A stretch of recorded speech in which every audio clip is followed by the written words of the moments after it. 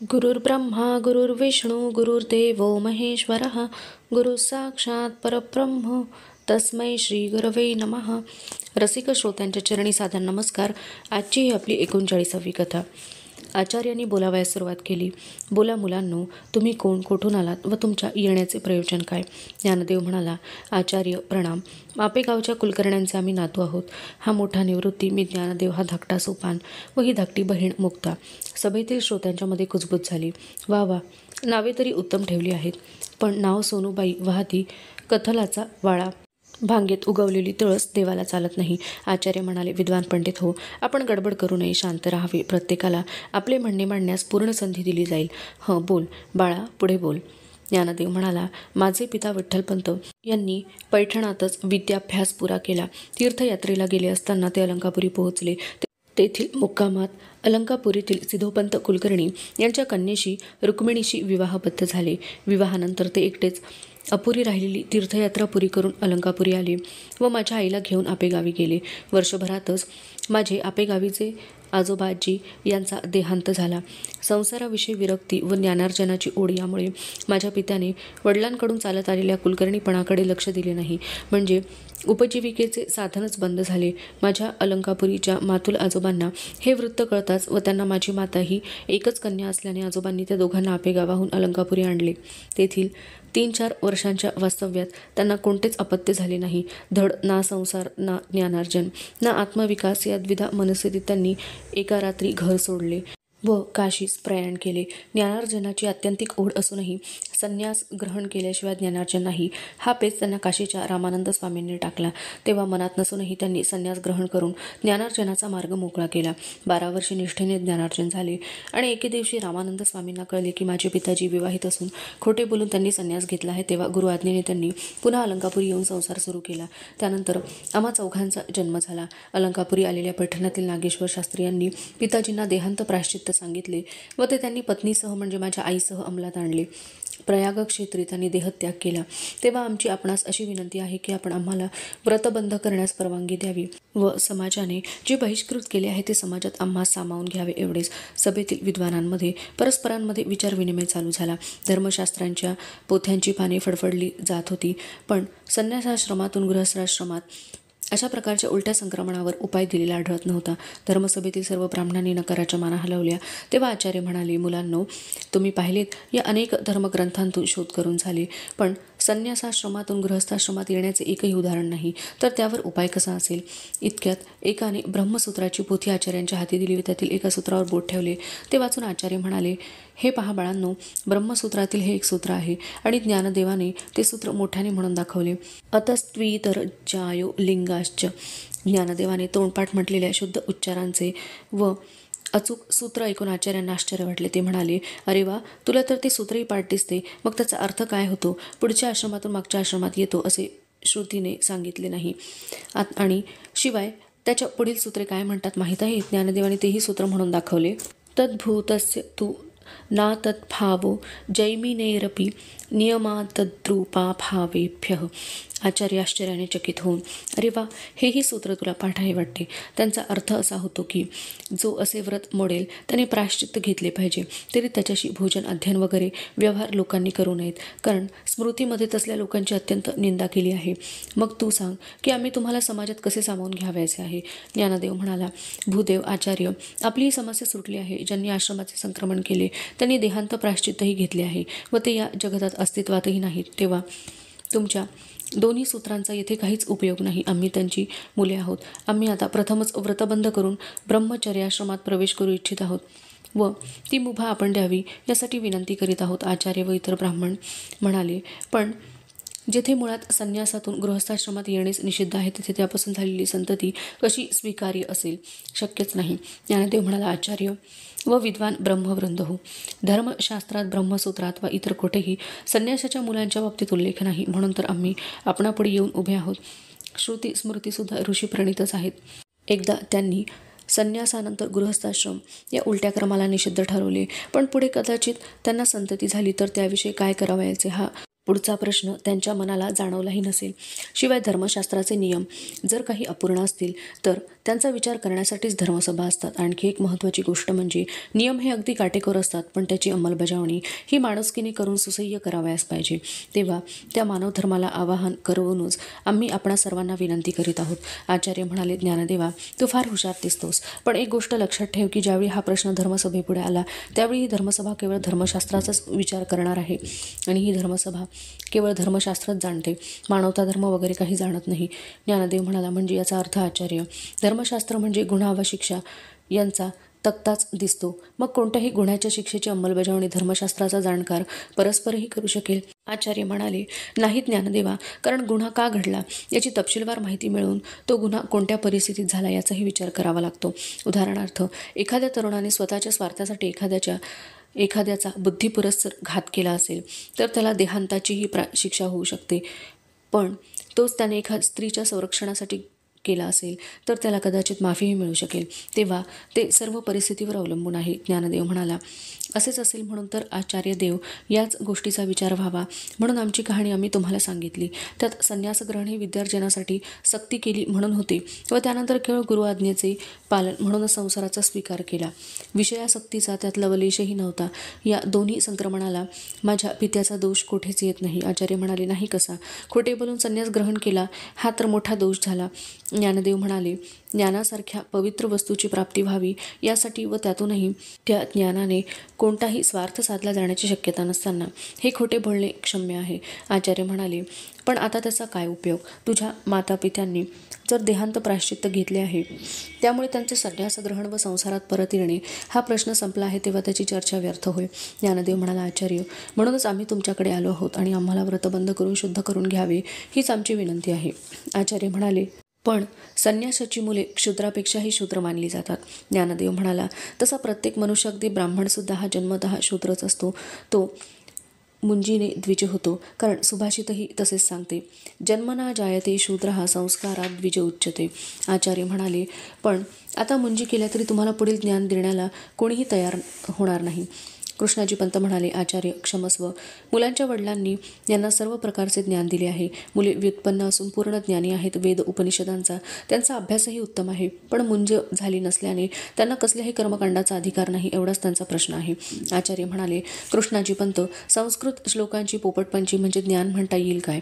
खरा ज्ञानी मनुष्य मिळणे कठीण आहे. मगाशी ज्ञानाच्या पवित्रपणाबद्दल ज्ञानदेव बोलला, त्याला म्हणावे तो श्लोक शुद्ध करून दाखव व त्याचा अर्थ सांग म्हणजे झालं. आम्ही आपले ऐकून घेत आहोत तर फारच होत चालले आहे. आता या पोरांना येथून नाकदुऱ्या काढाव्या लागतील की नाही हे पहा आणि तुम्हीही त्यांचीच बाजू घेऊन बोलता आहात. 1-2 दिवसात तुम्ही परीक्षा करून सांगताय म्हणजे एवढे उथळ आहे की काय त्यांचे ज्ञान, का तुमचे आहे? कृष्णाजी पंत, त्याला म्हणावे तो श्लोक सांग. ज्ञानदेवाने सद्गुरू निवृत्तीनाथांकडे पाहिले. निवृत्तीने मान हलवून संमती दिली. ज्ञानदेव म्हणाला, नहि ज्ञानेन सदृशं पवित्रमिह विद्यते तत्स्वयं योग संसिद्ध कालेनात्मनि विंदती. आचार्य प्रणाम. भगवंत अर्जुनाला सांगत आहेत की या संसारात ज्ञानासमान पवित्र काही नाही. ते ज्ञान स्थितप्रज्ञ कर्मयोगी योग्य कालाने स्वतःच्या ठिकाणी स्वतःच मिळवतो. त्याला ब्रह्मसाक्षात्कार होतो. ज्ञानाच्या सततच्या अभ्यासाने कालांतराने अंतःकरण शुद्ध होऊन समत्व बुद्धी प्राप्त होते व तो साधक आत्मरूपाने सर्वांची अनुभूती घेतो. आचार्य म्हणाले, समत्व बुद्धी प्राप्त झाली असता आत्मरूपाने तो सर्वांची अनुभूती घेतो म्हणजे नेमके काय होते रे?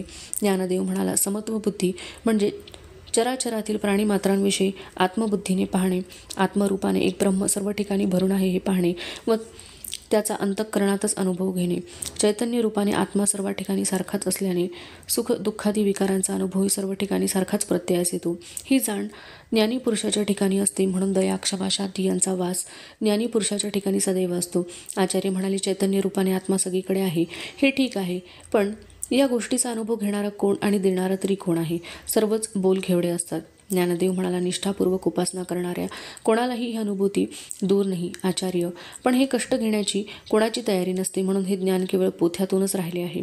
आचार्य म्हणाले, अरे तू तर अगदी अनुभव घेतल्यासारखा बोलतोस तोंड वर करून. कोणाच्या सभेत तू उभा आहेस याची तुला कल्पना आहे का? तू जर या गोष्टीचा अनुभव घेतला असेल तर सर्वाभूती चैतन्य रूपाने एकच आत्मतत्व आहे हे सिद्ध करशील तरच यापुढे तो बोल, नाही तर ताबडतोब तुम्ही सर्व मुले येथून चालती व्हा. 8-10 वर्षांची मुले नव्हेत तर आम्हाला ज्ञान म्हणजे काय ते शिकवायला लागली आहेत.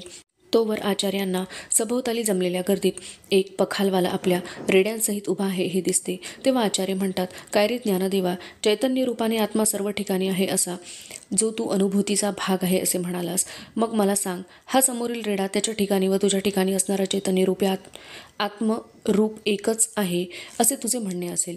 ज्ञानदेव म्हणाला, आचार्य, हो एकच आहे. साऱ्या सभेमध्ये मिश्किल हास्याचा खळखळाट पसरतो, तरीही ज्ञानदेवादी भावंडे शांत असतात. सभेला शांत करीत आचार्य म्हणतात, आत्मा ज्ञानरूप आहे असेही म्हणतात. ज्ञानदेव म्हणाला, होय आचार्य, आपण बरोबर बोललात. आचार्य म्हणाले, म्हणजे ज्ञानसुद्धा सगळीकडे सारखेच आहे होय ना? ज्ञानदेवाने मानेने होकार दिला. मग तुझ्यामध्ये व रेड्यामध्ये काय फरक आहे? सर्व सभा हसते व कशी फजिती होते आहे असे चेहऱ्यावरील भावाने सभोवतालची मंडळी पाहत होती. कृष्णाजी पंत या प्रसंगाने व्यथित झाले होते. त्याचप्रमाणे प्रेक्षकामध्येही काहींच्या चेहऱ्यावर या मुलाविषयी दया, करुणा यांचे भाव दिसत होते. तसेच त्यांच्या मनी या ब्राह्मण मंडळींविषयी रागही उत्पन्न होत होता. एवढे झाले तरी ज्ञानदेवादी भावंडांच्या चेहऱ्यावर कोणतेही भाव नव्हते. ज्ञानदेव म्हणाला, आचार्य, देहात फरक आहे, तो पशु आहे व मी मनुष्य आहे एवढाच. आचार्य म्हणाले, पण देहाच्या ठिकाणी अवयव तर दोहो ठिकाणी सारखेच आहेत ना? ज्ञानदेव म्हणाला, होय आचार्य. आचार्य म्हणाले, मग तुझ्या व त्याच्या ज्ञानामध्ये फरक का? ज्ञानदेव म्हणाला, आचार्य, ज्ञान हे संस्काराने प्रगट होत असते. ते माझ्या ठिकाणी झाले आहे, तर त्या पशूंच्या ठिकाणी तो संस्कार झालेला नाही. आचार्य म्हणाले, त्याच्यावर संस्कार झाल्यावर वा केल्यास तुझ्याप्रमाणे त्याला ज्ञान होईल काय? तुला येणाऱ्या रुचा त्याला म्हणता येतील? ज्ञानदेव म्हणाला, का नाही आचार्य? सर्व सभेत पुन्हा हास्याच्या खळखळाटाची एक लहर निघून जाते. सभेत विद्वान ब्राह्मणांमध्ये चर्चा सुरू होते. काही लोक तत्वतः ते शक्य असल्याबद्दल बोलतात, पण प्रत्यक्षात ते केवळ अशक्य आहे असे म्हणतात. तर त्यांच्या विरोधातील लोक ही गोष्ट तत्वतः सुद्धा मान्य करायला तयार नसतात. आचार्य सभोवतालच्या श्रेष्ठ विद्वानांशी यावर चर्चा करतात. तेव्हा मुळातून द्वेषबुद्धी धारण केलेले विद्वान ब्राह्मण आचार्यांना सल्ला देऊ लागले की आचार्यांनी ज्ञानदेवाला ते प्रत्यक्ष सिद्ध करून दाखवण्यास सांगावे. नाही जमल्यास त्यांनी निघून जावे, म्हणजे परस्परच पीडा टळेल. आचार्य चर्चा करून एका निर्णयाप्रत येतात. सभेत एकूण गोंधळच चाललेला असतो. आचार्य म्हणतात, विद्वज्जन हो, शांत व्हा. ही मुले लहान आहेत, तेव्हा त्यांना आम्हासारख्या विद्वानांच्या समोर कसे व काय बोलावे हे समजत नाही. तेव्हा त्यांना सोडून द्यावे असा विचार काही लोकांनी बोलून दाखवला. तर काहींचे म्हणणे पडले की लहान तोंडी मोठा घास घेणाऱ्या या मुलांना चांगली अद्दल घडवावी. सर्वांभूती आत्मानुभव येणे ही गोष्ट एका जन्मात तर शक्यच नाही. तेव्हा या लहान वयात ही मुले आत्मानुभवाच्या गोष्टी करून आम्हाला अज्ञानी हलके समजण्याचा आव आणीत आहेत. तेव्हा ज्ञानदेवाने केलेले वक्तव्य सिद्ध करून दाखवावे. समोरील रेड्यावर संस्कार करून त्याला स्वतःप्रमाणे बोलते करावे.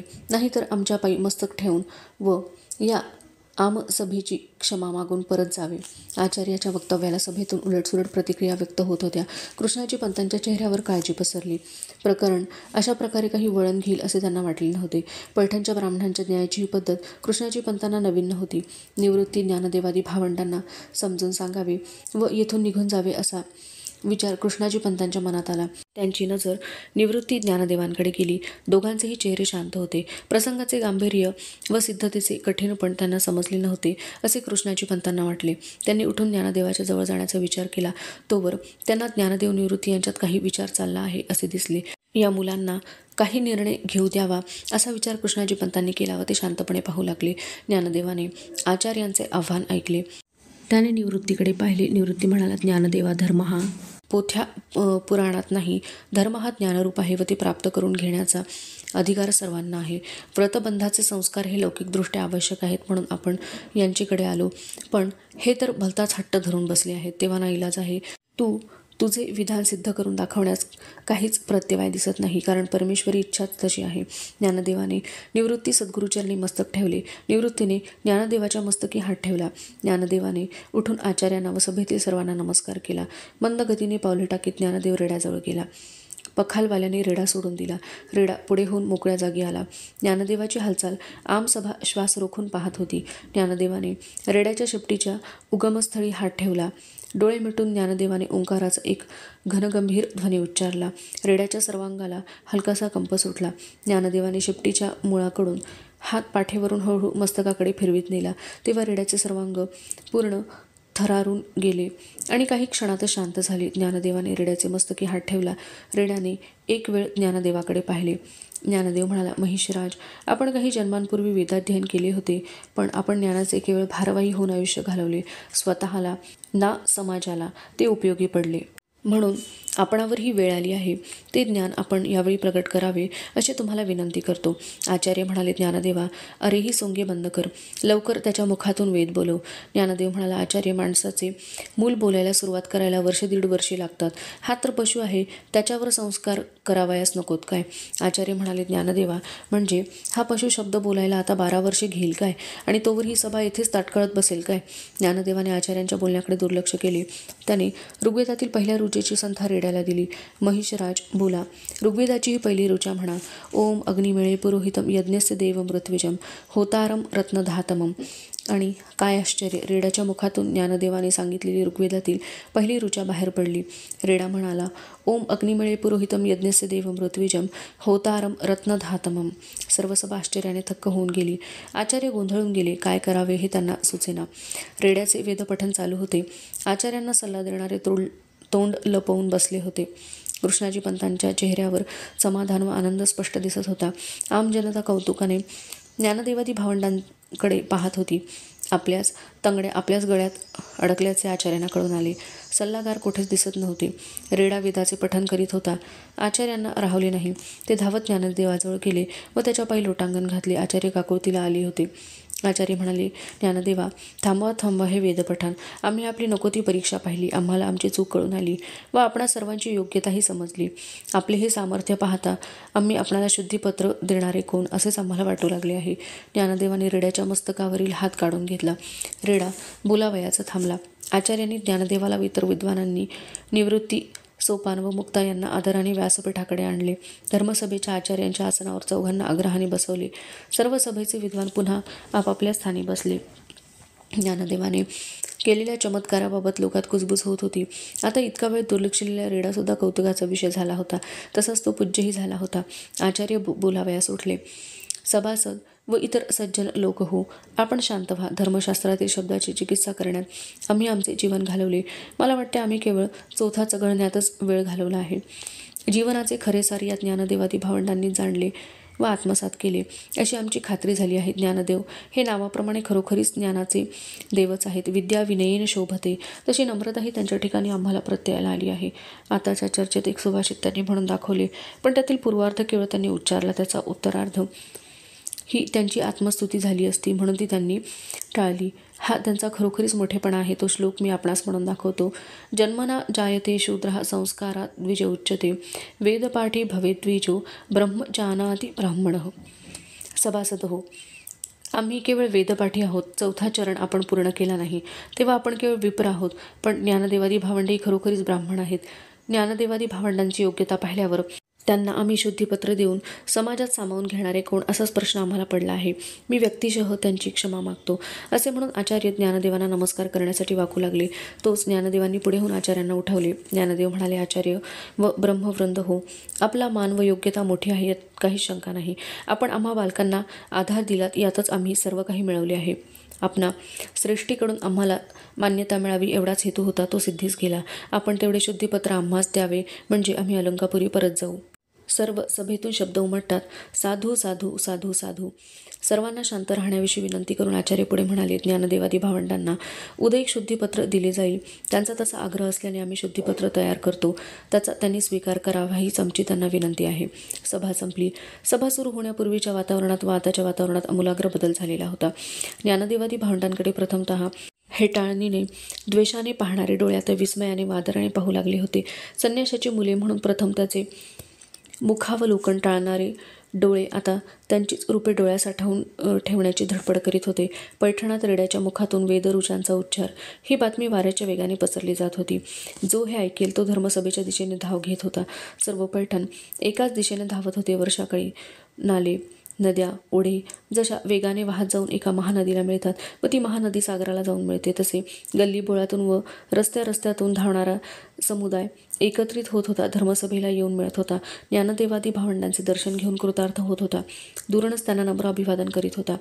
ज्ञानदेवादी भावंडेही त्यांना उलट अभिवादन करून साथ देत होती. कृष्णाजी पंत पुढे होऊन आचार्यांना म्हणाले, आचार्य आम्हाला निरोप द्यावा म्हणजे आम्ही निघू म्हणतो. आचार्य म्हणाले, कृष्णाजी पंत तुम्ही पुढे होऊ शकता. उद्या या मुलांची सत्काराची वेळ आम्ही आपणाला कळवू व पालखीही पाठवून देऊ आणि आतासुद्धा हे पालखीतूनच येतील. ज्ञानदेव म्हणाला, आचार्य क्षमस्व, आपला अवमान करण्याची आमची इच्छा नाही, पण आम्ही आता चालतच जाऊ, उद्यासुद्धा चालतच येतो आम्ही. असे म्हणून ज्ञानदेवादी भावंडे कृष्णाची पंतांबरोबर निघाली. पैठणातील जनसमुदाय अति उत्कंठतेने त्या भावंडांची रूपे डोळ्यात साठवत होता. त्यांच्याबरोबर तो महिषराजही चालत होता. त्यालाही बघण्यासाठी अनेक लोकांची गर्दी झाली होती. एक मोठा जनसमुदाय कृष्णाजी पंतांच्या घराकडे चालला होता. कृष्णाजी पंत लगबगीने पुढे झाले. कृष्णाजी पंतांची पत्नी कमलाबाई या हातात पंचारती घेऊन उभ्याच होत्या. मुलांनी वाड्याच्या दारात पाय ठेवताच मोलकरणीने भाकरी वळवून टाकली, पायावर पाणी घातले. कमलाबाईंनी मुलांना ओवाळले व सर्वजण ओसरीवर आले. कमलाबाईंनी मीठ मोहऱ्या घेऊन चारही मुलांची दृष्ट काढून टाकली. कमलाबाई म्हणाल्या, बाळांनो, अपूर्व कामगिरी केली. धन्य झाले तुमचे मातापिता आणि धन्य झालो आम्ही. कुळाचे नाव राखलेत, जीवनाचे सार्थक झाले. मुक्ता म्हणाली, कमला काकू, आम्ही लहान का आहोत दृष्ट काढून घ्यायला, पण तुमचे प्रेम पाहून आम्ही गप्प बसलो. अहो, आम्हाला कोणाची दृष्ट लागणार, ईश्वरी इच्छा असते तसे घडते, एवढेच. कमलाबाई म्हणाल्या, बाळांनो, बाळपणीच तुम्ही पोक्त झालात. मातापित्या वाचून असलेल्या मुलांना असाच अकाली पोक्तपणा येतो. हे तुमचे वय खरे म्हणजे खेळायचे, पण केवढे ज्ञान मिळवलेत म्हणून अपूर्वाई वाटते हो. धन्य धन्य वाटते तुम्हाकडे पाहून. मुक्ता म्हणाली, कमला काकू, आज तुम्ही मला सांगा, मी सर्व स्वयंपाक करीन. चला आज जाऊयात. कमला काकू म्हणाल्या, मुक्ता, अगं माझा स्वयंपाक केव्हाच झाला आहे. मी तर केवळ तुमच्या येण्याची वाट पाहत होते. माझे डोळे तुमच्याकडे लागले होते. पण जेव्हा ज्ञानदेवांनी केलेल्या चमत्काराने धर्मसभा तटस्थ झालेली ऐकली, तेव्हा खरं सांगू, माझ्या छातीवरचा धोंडा उतरल्यासारखा झाला.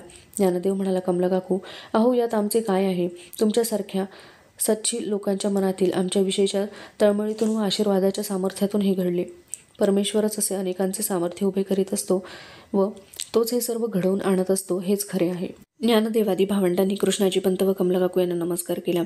दोघांनी आशीर्वाद दिला. कृष्णाजी पंतांना मुलांच्या अंगी असलेल्या थोरवीची कल्पना आली होती, तरीही त्यांच्या विनम्र स्वभावाने ते थक्क झाले होते. कौतुकाने ते मुलांना निरखित होते. धन्यवाद.